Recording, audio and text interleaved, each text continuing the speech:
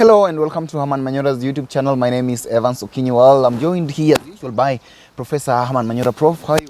Good. Welcome. KCSE results have been released just the other day, and this has created some sort of mixed reactions from people. People are like confused. What is happening? The boys and girls of this country have excelled, passed with flying colors. A number of Kenyans are also reading some sort of doom into what is taking place. I have seen a number of dailies reporting that there could be what we call examination anomalies. And I've seen, actually, that was a Daily Nation writing and asking, was KCSE stolen? A number of MPs have also come on board to demand for some sort of inquiry to be made on what transpired, because the kind of performance that I was seeing recently actually surprised so many. What's your take on the KCSE results? There are many things, Evans. Yes. The first thing, we have elevated exams to, we seem to equate education with exams, which is it's a very wrong thing. I have told Kenyans, especially government and Minister of Education, exams are very minor aspect of education. But we think, in fact, you can replace the word exam, education with exam, so that exams are a matter of life and death. On the contrary, exams are not supposed to be anything. But this is third world countries. Now, the second thing is, there have been complaints coming from universities that they are cash starved, they have no money. And they say they had been used to getting fees from Ruto students. How was that happening? When exams were easy to pass before Matiang'i happened, there were so many students who got the C+ that you need to join university, but who are not admitted. So this is the catchment area which universities were applying. They were getting people C+, B-, who have not been admitted by public universities. Then they admit them and get fees. So there was an outcry from universities. People are saying, could this mass passing be a response to that? The government doesn't have money to give universities. So give them students by moderating exams to make people just pass. Because you see, the truth is, there's an abrupt change. Definitely. Such an abrupt change. From there being not sufficient students even to fill these places in public universities. Look here. Last year and I think the other year, we did not fill all the places available in public universities because there were no students. People C+ and above were not enough to fill these places available in public universities. From that situation to now a situation where we are going to have excess. I mean, they will not admit all. You know that, eh? They will not admit all. Yeah. Many will be left out. No, they've said they are going to admit all. That's what they've said. How? That all those who attained the C+. No, then it will be a zero-sum game. And then my question is, I don't think they will admit all. I don't know. I've not looked at the figures, but they look like the figures are too high. How many people go C+ and above? That number is actually worrying. Yeah, I don't think the universities can admit. But then okay, I don't know. I haven't questioned whether all of them will. But that's not even a very big important thing. Looking at the exam, all these things I've said notwithstanding. Looking at the exam again, there are certain trends that are making people, like some schools, getting such a flying colors that everybody who sat the exam in the school will join university. And that is there are many schools without even one person with a C+.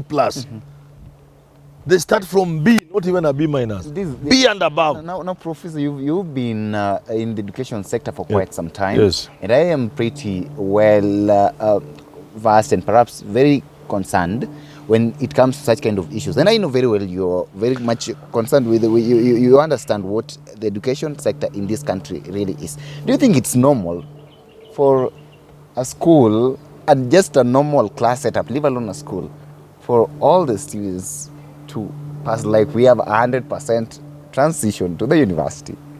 It is not impossible. It does happen though rare. Schools like St. Patrick's Etain, during our days, Alliance High School, almost everybody used to go to university. So it's rare, but it can happen. Something else again, even this school which led in Kisi, what is it called? Nyambari boys. It was not just last year. It was a trend. It was improvement. They have been doing well consistently. So this wasn't as abrupt. You can see an article that somebody has written in Nairobi Review, showing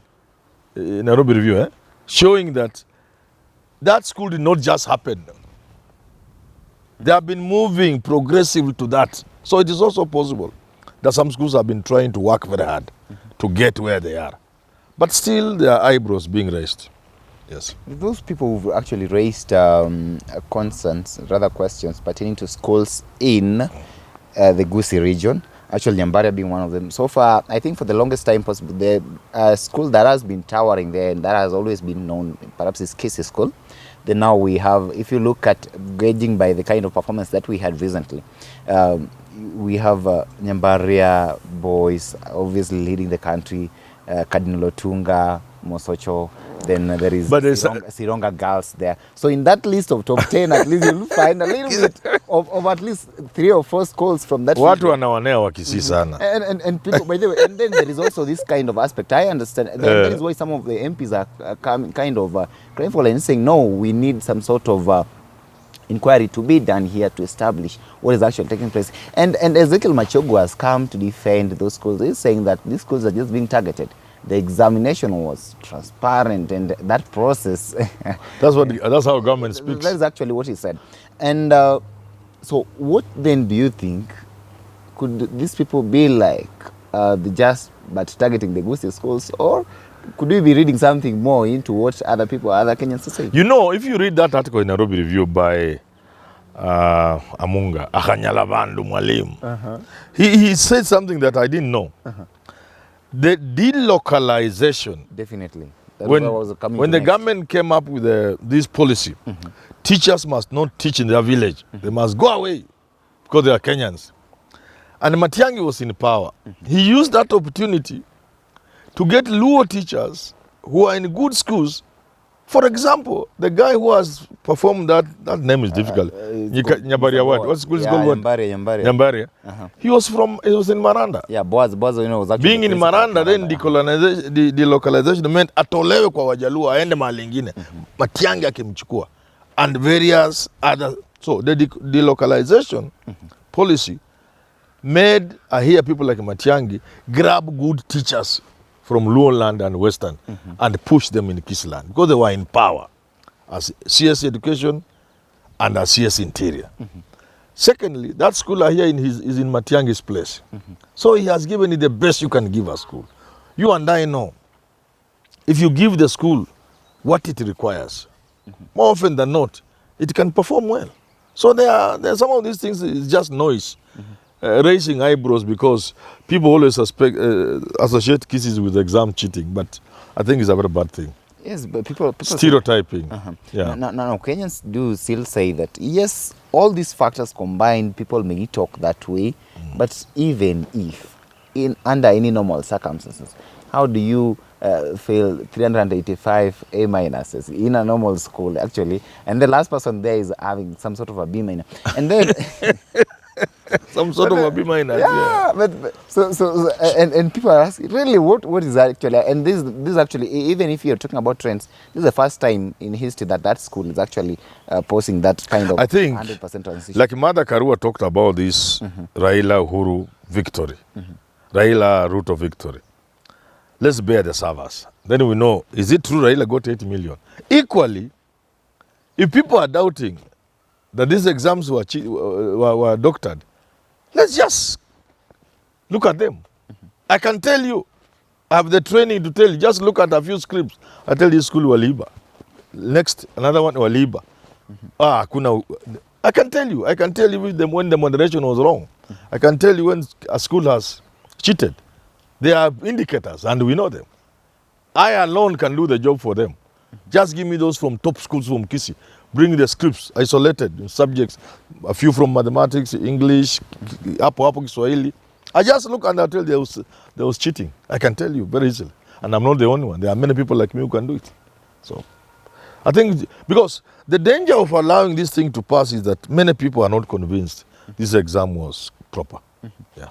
I read somewhere some teacher posted and actually he said, congratulations to teachers who set the exams, sit for the exams, mark the exams, and then come here celebrating. Are you part of the kind of... No, if children have done well, we must celebrate them. No, the question was, okay, what this person was actually saying is, congratulations to the teachers who teach and then they set the exams, come back, sit for the same exam, and then come back celebrating. No, let's not demonize our teachers. Let's not demonize our teachers. But you know what? There is already talk in this country that universities should set their own entry exams. And that is what I was asking. Now, do you think that, do you buy the kind of idea of Kenyans, and especially those, I even saw that on Twitter, people saying that now, that was even put forth by Professor Omenya, saying very well that all universities in Kenya right now should adopt that kind of system where they set their own entry exams. So what do you think would be the impact of this if universities were to adopt that? In Liberia a few years ago, that happened. Let me tell you, nobody passed to enter the University of Liberia. I think nobody would mean there was also one or two. It was a national disaster. Nobody passed the university entry exam when the university set. And even now, because of the way we teach, the way we teach our children and examine them, and what we consider to be education, if universities were to set entry exams, all these students will fail. All of them will fail. Because of the way we teach, the way we examine, the way we mark, the way we grade. The people really who are bright may not be necessarily the guys who get A. So if a university really wants a student to do medicine or engineering, they could end up landing on a B student and leave an A student. Because we are still on the road system where we test memory. You know, memory. And the exams are structured in such a way, all you need is memory. To remember what the teacher said. Not to know anything. Rarely do exams reflect any aspect of internalization of the knowledge. That a student has internalized the knowledge. They can interact with that knowledge.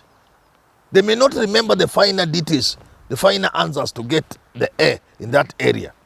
But they understand the area in a way they can talk about it intelligently. But they will get a B, but the person who has crammed everything, reproduces what they were taught and what is in the book, then gets the A. So even as you say, let us have universities set entry exams, you must be prepared for shock. Many of these A students will give way to the C students and B students. And that's why those who are proposing that kind of you can't just go there. Saying that you can't just go there abruptly. That is the only way. That is the only way for. There will be an uproar in the country. In Liberia, I'm telling you, is it Liberia? I think it's Liberia. Nobody qualified to enter university. So why would not many years ago. The fact that you can Google at some point after this. The fact that somebody has passed exams with all these 385 A's from a school, why would there be an uproar? Yet you're bright. There will be an uproar because half of those will not pass university entry exams. That I can tell you. That I can tell you. What I can tell you is very few of our students who pass Form 4 can pass a university entry exam. Very few. No. Even when you teach them, I'm a teacher, it takes time for them to know that this is a university. They are used to being led, directed, and the independent thinking is not part of them. Now, Prof, my question is this. Are you part of the Kenyans who believe that there are cartels within the education system? This is a country of cartels. We steal public money. We steal hospital equipment. We steal money meant for schools. We steal elections. We now steal exams. I wouldn't know. It's a country of thieves and cartels. I would be surprised if people don't steal. Because why would people steal exams? Why? Because We have made exams so central that people can go to any length to have their children get that certificate. Yes. Definitely. Yeah. And then now, finally... You'll ask headmasters and principals, they will tell you. They'll tell you there are many children who come to their schools with very good scores at class 8, but they can barely navigate through the 4 years. Barely. They come with 410, but they can barely get to Form 4. And a good number of them. I wish somebody could do a study in the interest of this country in the past, say, 20 years, showing those who we celebrated after passing class 8, how did they fare in Form 4? Those who we celebrated and carried shoulder high, who got A in Form 4, how did they fare in university? We need that kind of study. Unfortunately, even our universities have become conveyor belts. So anybody coming to university will also just pass. So, but if it was like the olden days when people really used to repeat, Makerere, even here, School of Medicine, ADD, people used to repeat. People used to be expelled. If it was that kind of university, then one of these people stealing and getting S will be discontinued. No. Finally, there are a number of people actually who are saying, because right now, Prof, all eyes are cast on the education CS, Ezekiel Machogu, and there's some Kenyans who tend to believe that well and good, the good work that was done, they consider Fred Matiang'i and perhaps George Magoha to have done some sort of a good work, because the kind of performance that we saw, especially in 2016, 2017, and 2018 and 2019 partly, is a little bit different to what is actually taking place here. And they're saying that you've decided to wash the efforts of these people down the drain. Where, if at all these sentiments by these people are true, and if at all it is true that the exams were stolen, and then there are a lot of anomalies and malpractices within the examination system of this country, then where are we headed as a country? Or what then does this mean to us, to the system of education, higher learning in the country, and finally to the job market outside here? Nobody cares about education in this country. So why would you bother about exams? We don't care. If we cared about education, if we knew what education means, if we knew the link between education and development, the link between the future and education, we would not be engaging on this nonsense of CBC. A country like Kenya engaging on this issue of CBC, when we all know it's rubbish. What business do you have talking about exams? Nothing. We are a country where people just want certificates. Right from primary to university. Everybody just wants a certificate. Every girl would want to have a master's and a PhD. We never question whether there is anything beyond the paper they have. And even during interviews, have we ever seen an interview which brings out the best person to get a job? Have you ever seen it? No. They ask you for KRA as if they are tax collectors. I hear those things have kind of been, there was a motion in parliament that told them to go slow. They ask you for good conduct. Are they the police? They ask you for due help. Look at such a stupid things. Once you have those, they rarely ask you anything about to bring out your abilities, your capacity as an intelligent human being. So education is nothing in this country. People just carry certificates. Yeah. Well, and good, there you have it. But other people also say, when our children pass, you complain. When they fail, you complain. Then what do you really want? Me, I'm not interested in exams. I want us to improve our education. Exams will come later. Definitely. Ladies and gentlemen, we are here waiting actually to, we are still progressing here at Herman Manyora's YouTube channel, and we are waiting to see the kind of reactions that are actually coming from Kenyans owing to the kind of performance that we've seen recently. But of course, we do say congratulations to all those who passed the exams, and even to all those who failed in quotes. This is not the end of life. There is more to life beyond the normal kind of education system that we have within this country. Do not fail to subscribe to our channel here at Herman Manyora. And of course, do not fail to tune into our next programs with Jadil Kabiro and Richard Mwenja, coming with the various conversations on business and politics in this country. Till we have this conversation again, my name is Evans Okinyi.